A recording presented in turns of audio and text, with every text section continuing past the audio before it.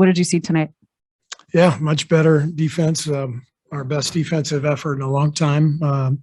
Ball pressure was good. The rotations were good. Guys were challenging shots, and Clippers obviously didn't have a great night shooting. I mean, they missed some open ones, but I thought we had something to do with that too.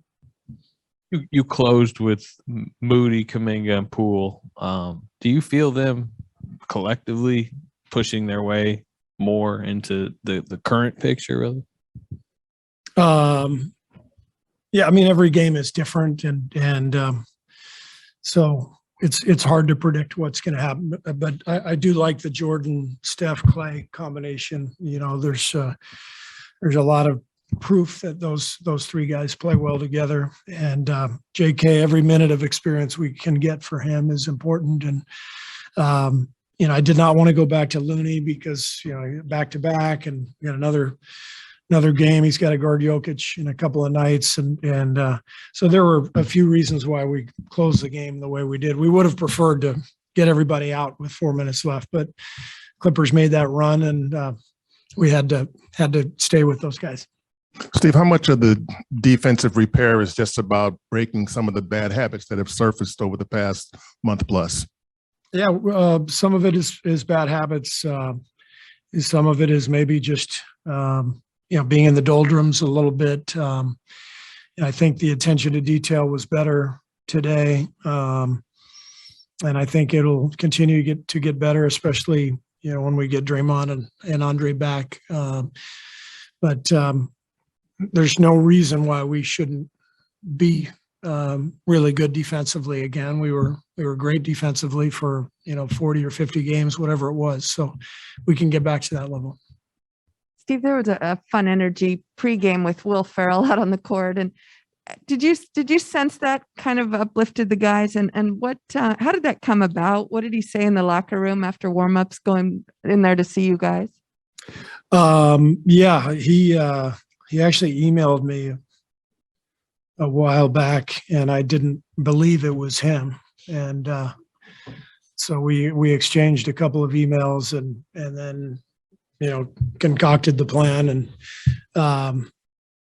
he's a huge Klay Thompson fan, and he knows how much Klay loves dressing up as Jackie Moon, and so it was just kind of a natural fit, and it felt like a good time to do it, just to make everybody laugh in a tough stretch of the season. And he was great. He came into our locker room, made the guys laugh, and everybody loved seeing him and hearing from him. He was hilarious, and it was just something different to do.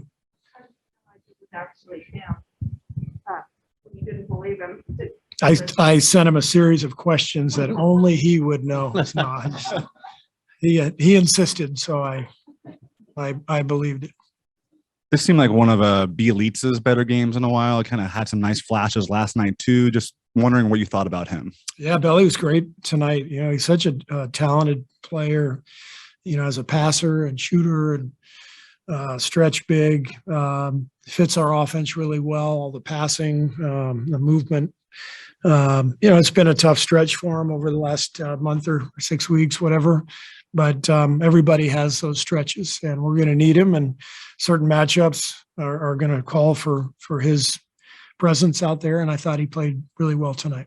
You mentioned the Steph Clay Poole combination was very good in plus minus before the game. You mentioned it tonight. Has that been at all a little bit in resistance to that, just because of the defensive matchups maybe?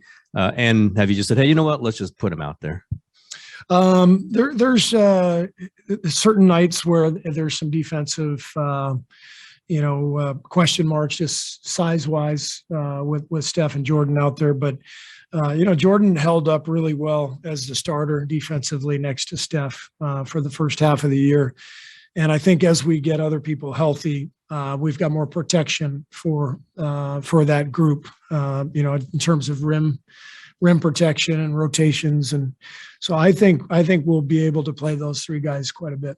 And is part of that just the determination that Jordan's going to have to play a lot of minutes? There just can't be aware, he's going to play an 18-minute game, that kind of thing. Yeah, he needs to play. I mean, he's so explosive, and but he's still a young player, and he still needs to be, held accountable for mistakes or defensive errors, anything like that, we're gonna stay on him because I think his ceiling is even higher than what he's where he's playing right now, and he's still such a young guy that we've got to make sure we keep pushing him. Following up on Jordan, how have you seen his facilitating and ball handling kind of improved over the stretch, especially with Draymond out having to step up in that area? Yeah, he's he's had the ball in his hands a lot more with Draymond out. And the great thing with when he plays with Steph and Clay is there's a lot of open court, because of the spacing that we have, and he's so quick getting to the bucket, on pick and roll or attacking closeouts, and so it makes for a good combination, especially when he's knocking down threes like he was tonight. Clay held the Clippers to 2 of 10 when he was the primary defender. How have you seen his defense kind of come along as he's tried to get back to being that two-way player? Clay. Yeah, I thought it was a really good defensive effort. He asked us the other day to be put on the best perimeter player. He wants that challenge. I think that's part of his comeback and his return is embracing that role. And so I thought that was a great sign. I thought he did a really good job tonight.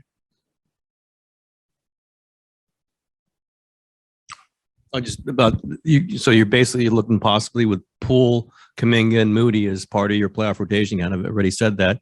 Is that exciting for you? Is it scary for you? Thinking you've got 21, 19, and 19 going to be playing playoff minutes.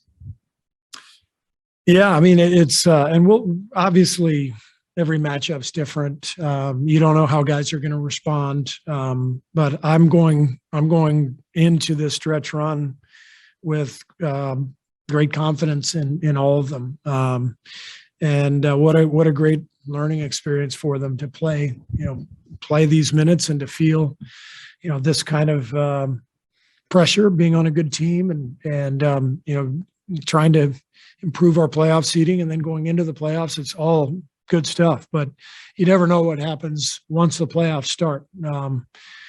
Changes can happen quickly. So we just got to get them prepared as best we can and then see what happens from there.